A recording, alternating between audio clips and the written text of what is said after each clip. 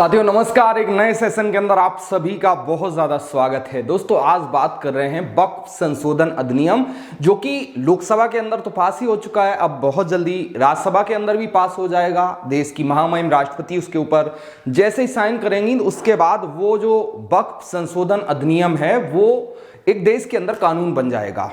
लेकिन मैं देश के मुस्लिम भाइयों से पूछना चाहता हूं कि भैया आपको पहले मोदी सरकार ने ट्रिपल तलाक का तोहफा दिया, उसके बाद आपका जो नागरिकता कानून जिसका आपने खूब विरोध किया, उसके बाद आपका जो बुलडोजर चलाया गया उसके खिलाफ भी आपने विरोध किया, उसके बाद अब जो वक्फ संशोधन अधिनियम आपके ऊपर आया है, उसके बाद मैं देश के मुसलमानों से पूछना चाहता हूं कि क्या अखिलेश यादव जी, जो ये अखिलेश यादव आपको दिखाई पड़ रहे हैं, क्या आपको अभी भी लगता है कि ये आपका भला कर देंगे? और ऐसा क्यों मैं कह रहा हूं, वो इसलिए कह रहा हूं क्योंकि आप यहां पर एक फोटो देखिए। यहां पर पीएम मोदी साहब क्या कह रहे हैं कि मुलायम सिंह यादव जी यानी कि समाजवादी पार्टी के संस्थापक अखिलेश जी के पिताजी मुलायम सिंह यादव जी ने मुझे पीएम पद के लिए आशीर्वाद दिया।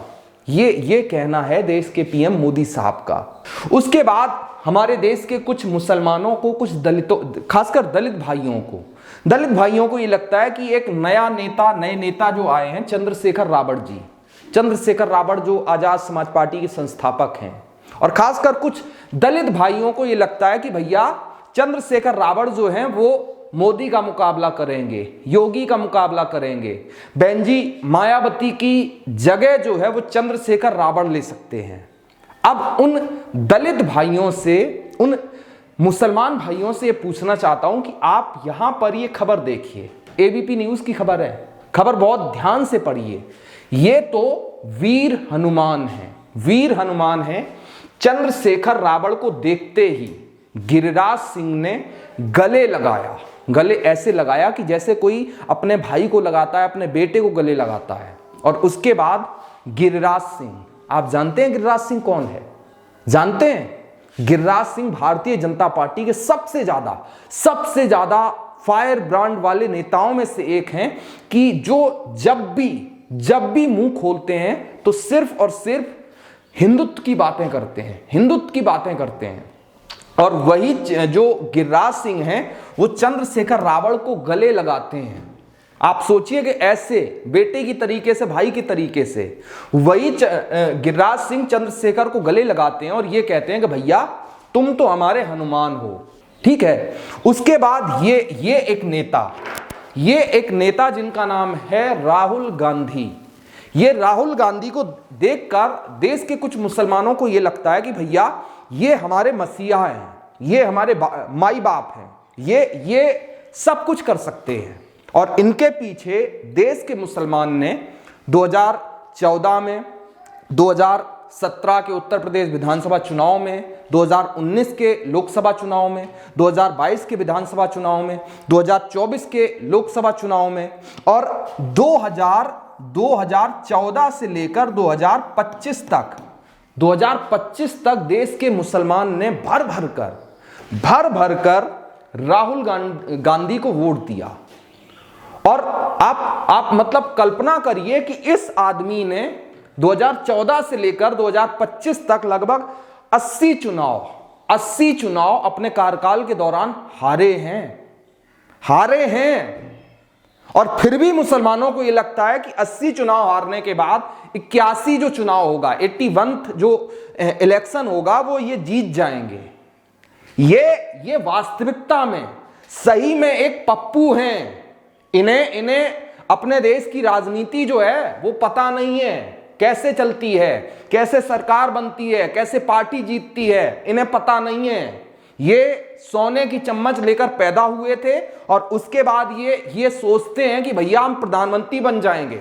और खासकर इनके जो समर्थक हैं, इनके साथ जो जुड़ते हैं, देश का मुसलमान जुड़ता है, देश का दलित जुड़ता है, देश का बहुजन जुड़ता है, जो भी लोग इनको ये सोचते हैं ना कि ये प्रधानमंत्री बन जाएंगे, भैया मुझे नहीं लगता है कि ये प्रधानमंत्री कभी बन पाएंगे। इनकी वो जो एक जीन्स होती है ना कि देश की गरीब जनता के साथ, देश के लोगों के साथ मेल मिलाप, इनके पास नहीं है। 80 चुनाव इस चीज की मतलब गवाही देते हैं। 80 चुनाव देश के दलितों ने, देश के बहुजनों ने आपको वोट दिया और आपने हारे हैं। ये राहुल गांधी क्या कर सकते हैं, इससे ज्यादा बताने की जरूरत नहीं है। इसके बाद आप आइए, इसके बाद देश के मुसलमानों को ये लगता है, ये देखिए आप यहां पर we reject Waqf amendment bill, ये हमारे देश की जो मुसलमान माताएं बहनें हैं वो वक्फ बोर्ड के खिलाफ प्रोटेस्ट कर रही हैं। और उन्हीं मुसलमानों को ये जो उद्धव ठाकरे हैं ना, उद्धव ठाकरे ये भी अपने मसीहा दिखाई पड़ते हैं आजकल। ये उद्धव ठाकरे भी आजकल मुसलमानों को अपने मसीहा दिखाई पड़ते हैं। और कमाल की बात यह है कि ये जो मुसलमान, ये जो जितने भी मुस्लिम भाई उद्धव ठाकरे को अपना मसीहा समझते हैं, उनको याद करना चाहिए कि इनके पिताजी कौन थे। ये इनके पिताजी का नाम क्या था? उद्धव ठाकरे के पिताजी का नाम था बाला साहब ठाकरे, जो हमेशा हिंदुत्व के समर्थक थे। और उसके बाद जब ये उद्धव ठाकरे भारतीय जनता पार्टी के साथ थे तो महाराष्ट्र के अंदर ये दिन रात 24 घंटे जब भाजपा के साथ थे तो सिर्फ और सिर्फ हिंदुत्व की बातें करते थे। और आज देश के मुसलमानों को ये लगता है कि कांग्रेस के साथ आने के बाद ये उद्धव ठाकरे, जिनके पिताजी का नाम बाला साहब ठाकरे है, वो मुसलमानों के मसीहा बन जाएंगे। तो जितने भी मुसलमानों को ये लगता है ना कि अखिलेश यादव, राहुल गांधी, ये उद्धव ठाकरे, तेजस्वी यादव, ममता बनर्जी ये आपके मसीहा बन सकते हैं, तो फिर भैया आपके ऊपर मुझे तरस आता है, बहुत ज्यादा तरस आता है। लेकिन इसके बाद मैं बहन जी मायावती की बात करता हूं। यहां पर कोई ऐसा नहीं है कि बहन जी मायावती मुझे कोई रोटियां देती हैं खाने को। और मैं यहां पर बताता चलूं कि मैं कोई बीएसपी का कार्यकर्ता नहीं हूं, ना मैं बहन जी की जाति से आता हूं, ना मैं मतलब कोई ऐसा हूं कि बहन जी मुझको 100, 200, 500, 1000, 10,000, 50,000 रुपए देती हैं। लेकिन आज बहन जी की बात क्यों कर रहा हूं, वो इसलिए कर रहा हूं कि आप यहां पर कुछ देखिए, खासकर देश का दलित, देश का जो मुस्लिम समाज है वो देखे कि बहन जी ने क्या किया है।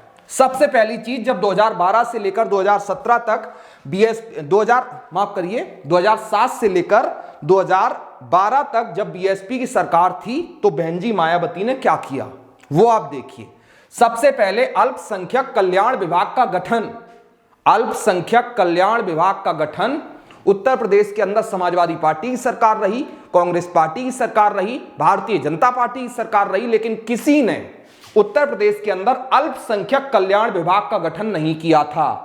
2007 में मुख्यमंत्री बनने के बाद बहन जी ने अल्पसंख्यक कल्याण विभाग का गठन किया, जिसकी वजह से उत्तर प्रदेश के मुसलमानों को बहुत ज्यादा बल मिला। दूसरी चीज, मदरसा शिक्षा को बढ़ावा, मदरसा शिक्षा को बढ़ावा देने का काम बहन जी मायावती ने 2007 से लेकर 2012 तक किया था। उसके बाद तीसरी चीज, मान्यवर कांशीराम जी अल्पसंख्यक स्वरोजगार योजना बहन जी ने शुरू करी थी, जिसके तहत जो देश का, उत्तर प्रदेश का जो गरीब मुसलमान है, जो रोजी रोटी कमाना चाहता है, उसके लिए बहन जी मायावती जब मुख्यमंत्री थी तो उन्होंने मान्यवर कांशीराम जी अल्पसंख्यक स्वरोजगार योजना शुरू की थी, जिसके तहत मुस्लिम युवाओं को चुन चुनकर रोजगार उपलब्ध करवाने का काम किया गया। जो रोजगार करना चाहते थे उनको रोजगार, जो अपना स्वरोजगार यानी कि बिजनेस करना चाहते थे उनको धन उपलब्ध सरकार के द्वारा करवाया गया।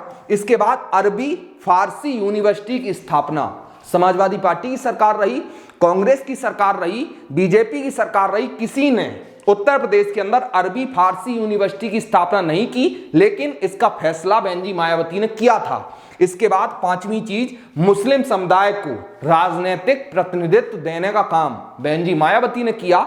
ये सिर्फ पांच चीजें हैं, अभी 50 और बता सकता हूं जो बहन जी मायावती ने किया था सिर्फ मुसलमानों के लिए।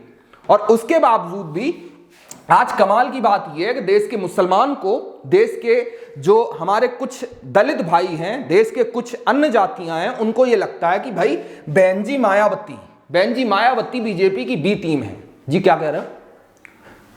जी सर आप लोग वीडियो देखते हो तो प्लीज इस वीडियो को सबसे पहले तो आप ये बताइए कि आप ये वीडियो कहां से देख रहे हो। पहली चीज अपना विधानसभा, अपना शहर, सिटी जो भी है अपना नाम बताइए, क्योंकि इससे हमें पता पड़ता है कि आप कहां से जुड़े हो।